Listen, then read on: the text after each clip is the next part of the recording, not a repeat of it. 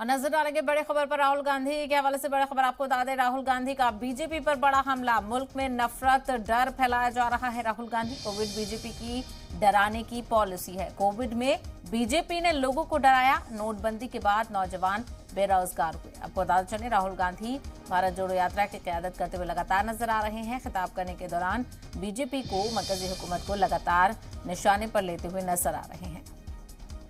यात्रा का लक्ष्य जो देश में नफरत और हिंसा फैलाई जा रही है उसको मिटाने का है। भाइयों और बहनों, बीजेपी की पॉलिसी हिंदुस्तान के युवाओं को, किसानों को, मजदूरों को डराने की पॉलिसी है। नोटबंदी, गलत जीएसटी, कोविड के समय जो इन्होंने किया, ये सारी की सारी पॉलिसियां किसान को, मजदूर को डराने के लिए है। क्योंकि ये जानते हैं जब ये डर फैलाते हैं, उस डर को नफरत में बदलना बहुत आसान होता है। ये इनका काम है।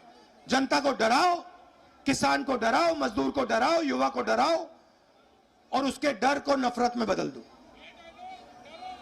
डरो मत।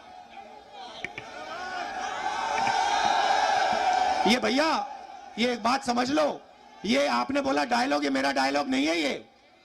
ये शिव जी का डायलॉग है।